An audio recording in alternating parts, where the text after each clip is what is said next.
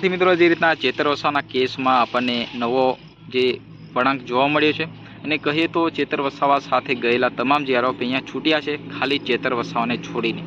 પહેલાં વાત કરીએ તો જે રીતના માતા બાળકને છોડવામાં આવ્યા, અત્યારે ચેતર વસાવાના ધર્મપત્ની અને એમની સાથે 4 લોકોને અહીંયા છોડવામાં આવ્યા છે. અને ચેતર વસાવા તો હાલમાં અત્યારે જેલમાં છે, પરંતુ ચેતર વસાવાને પણ ટૂંક જ સમયમાં ગુજરાતની હાઈકોર્ટ દ્વારા જે જામીન એ મંજૂર કરવામાં આવશે, ત્યારે ચેતર વસાવા પણ ટૂંક સમયની અંદર જેલની બહાર આવશે. પરંતુ હાલ ચેતર વસાવા છે વડોદરાની સેન્ટ્રલ જેલ ખાતે અત્યારે લોકઅપ છે. ચેતર વસાવા અત્યારે જેલના હવાલે છે, પરંતુ ચેતર વસાવાના ધર્મપત્ની એટલે શકુંતલા વસાવા અને એમની સાથે ગયેલા 4 આરોપીઓને જે નામદાર કોર્ટ એટલે ગુજરાતની હાઈકોર્ટ દ્વારા એમની જામીન છે એ મંજૂર કરવામાં આવી હતી અને અત્યારે એ જામીન ઉપર છૂટ્યા છે. અહીંયા વાત કરીએ તો ચેતર વસાવાનો કેસ આખો એક વન વિભાગ અને વન અધિકારીઓને ફટકાર્યા અને જે ખંડણી ઉઘરાવી એ પ્રકારના કેસમાં ચેતર વસાવા સાથે ગયેલા 8-9 આરોપીઓને અહીંયા જેલ ભોગવવાનો વારો આવ્યો હતો, પરંતુ અહીંયા જે જામીન ઉપર છૂટ્યા છે આજે જે રીતના ચેતર વસાવાના પત્ની અને એમના સાથીઓ. પરંતુ ચેતર વસાવા છૂટશે તો સમય લાગશે, કારણ કે ચેતર વસાવા ઉપર 18 કે 19 કેસો અગાઉ પણ લાગ્યા હતા. એના કારણે જે ગુજરાતની હાઈકોર્ટ છે એ સુનાવણી કરવામાં અહીંયા સમય લગાડી રહી છે અને ક્યાંક ને ક્યાંક ચેતર વસાવા ખરેખર આદિવાસીઓના હક અધિકાર અને જ્યાં જ્યાં અન્યાય થતો હોય, જ્યાં જ્યાં અત્યાચાર ભ્રષ્ટાચાર થતો હોય, ક્યાંક એના ખિલાફ એ સરકાર સામે ઊભા થઈ જતા, સરકાર સામે લડવા એ ચેતર વસાવાનો આખો ઇતિહાસ રહ્યો છે. અહીંયા ચેતર વસાવા ખરેખર એક લોકોનો અવાજ બનીને કામ કરતા કરતા આજે એમને જેલ ભોગવી પડે છે.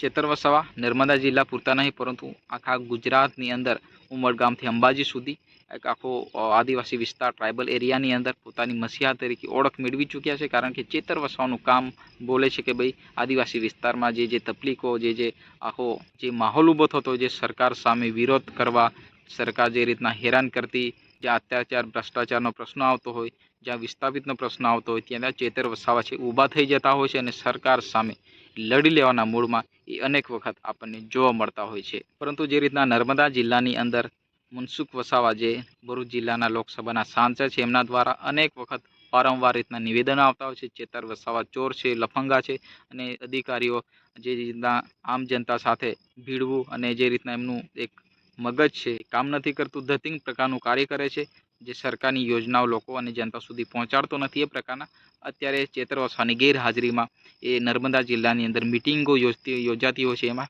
જે મનસુખ વસાવાના નિવેદનો આવતા હોય છે. પરંતુ અહીંયા વાત કરીએ તો ચેતર વસાવાના જે ચાહકો છે એ ઘણા છે અને ક્યાંકની એ ગુજરાતની અંદર હવે ચેતર વસાવાની જે આખી ઓળખ છે એ અલગ પ્રકારની જોવા મળી રહી છે. કારણ કે ચેતર વસાવાને ગુજરાત પૂરતા નહીં, પરંતુ અનેક રાજ્યોમાંથી સપોર્ટ મળી રહ્યો છે. ચેતર વસાવા હવે આવનારા સમયની અંદર એ વધુ મજબૂતાઈથી ઇલેક્શનમાં લડશે, એ પ્રકારના આપણને જે એક માહિતી મળી રહી છે. કારણ કે ચેતર વસાવા હવે આવનારા સમયમાં જે રીતના ભરૂચ જિલ્લાના લોકસભાના સાંસદમાં એમનું નામ છે એ આવી શકે છે. કારણ કે મનસુખ વસાવાનું નિવેદન પરથી ઘણા જે લોકો છે એ વિરોધ કરી રહ્યા છે. કારણ કે ભારતીય જનતા પાર્ટીમાં આખું એ વિસ્તારની અંદર ગાબડું પડી ચૂક્યું છે. આમ આદમી પાર્ટી વિસ્તારમાં અત્યારે મજબૂત પકડ બનાવી લીધું છે. જે રીતના અત્યારે સ્થાનિક સ્વરાજ્યની ઇલેક્શન ગઈ, એમાં નર્મદા જિલ્લાની અંદર તાલુકા અને જિલ્લા પંચાયત છે એ આમ આદમી પાર્ટીએ કબજે કરી. ખરેખર આમ આદમી પાર્ટી અત્યારે આખા ગુજરાતની અંદર મજબૂત પકડ બનાવી રહ્યું છે. ક્યાંક ને ક્યાંક આદિવાસી વિસ્તારની અંદર ટ્રાઇબલ એરિયામાં પણ